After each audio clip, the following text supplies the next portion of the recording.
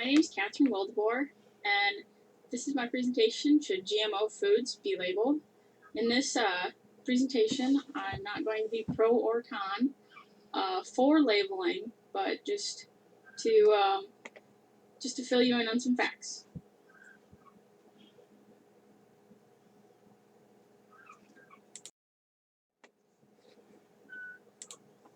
So what is a GMO? GMO stands for Genetically Modified Organism. This involves inserting genes from one species to another.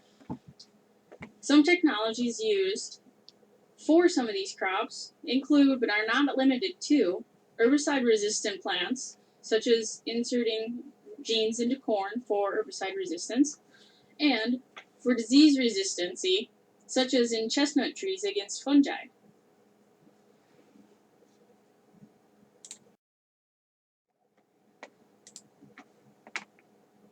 From the mid-1990s, the world has seen a lot of benefits from using GMOs. This has been an increase in yield for many crops while decreasing inputs.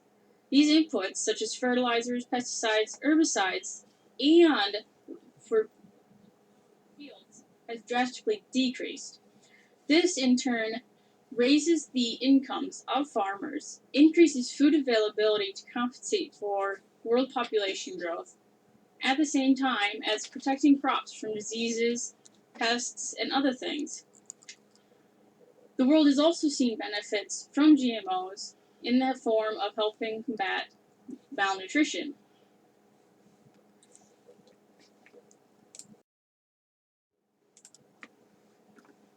One of the most notable nutritional gaps filled is the beta-carotene-filled golden rice seen in the South Pacific. This transgenic crop was able to produce more nutrients available in this crop than in traditionally grown rice. Now this technology can be achieved by inserting genes from other species, but it can also be achieved by inserting genes from the same species by using conventional breeding as well. This is seen in the sweet potato in South Africa. And these help battle nutritional derived diseases that mostly affect children worldwide, such as blindness and other nutritional derived diseases.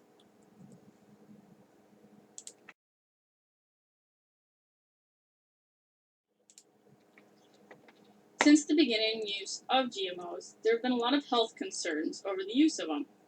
These concerns have been that there is a higher rate of cancer due to ingesting these GMOs, that there are congenital defects associated with the chemicals used with these crops, and that these crops, if put in the food supply, can lead to allergies and digestive disorders and many other things.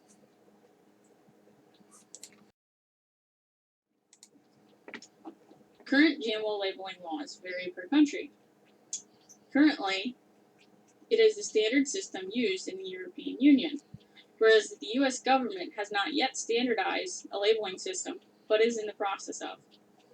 Individual states have started to create their own labeling laws. Vermont, which was effective July 1st of 2016, has implemented a system. Maine and Connecticut have not yet started. California, Colorado, Washington, and Oregon are in the process of voting on these. A major concern when considering establishing labeling laws for GMOs is the cost of the labeling.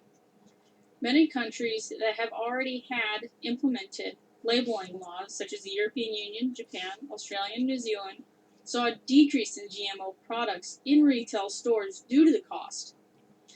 Now, these costs could be derived from the cost of relabeling, making new labels, the cost of the ingredients, and the cost of segregating and testing the GMO versus the non-GMO. This would also result in a major loss in income for farmers due to the drop in demand for the ingredients. There would also be a heavy cost for enforcing these new laws that would probably fall on the consumer. Estimated costs could be more than 1 cent per day per customer, according to labelgmos.org. but no estimates from U.S. officials have been released yet.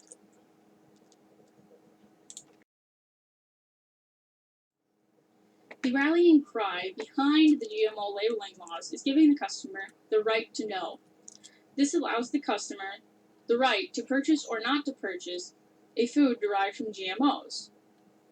This also would help provide insight into whether or not this creates consumer apprehension on knowing if the product is containing GMOs. However, before this is implemented, education for the consumers should be necessary on whether or not the GMOs in the food would be dangerous and cause health concerns. However, there can be risks with establishing these labeling laws. In the U.S., there are currently laws that already allow for organic and non-GMO labels. This already gives consumers the knowledge that the products that they choose to buy with these labels already do not contain GMOs. These labeling laws could also increase consumer apprehension on buying the products. And these labels could also cause further alarm for health concerns.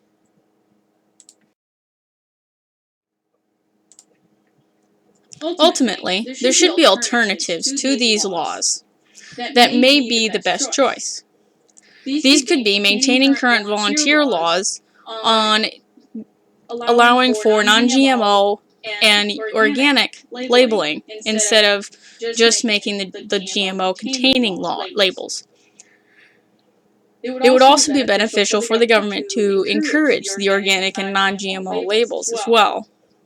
And, if possible, allow for voluntarily labeling products that say may contain GMOs, such as Campbell's.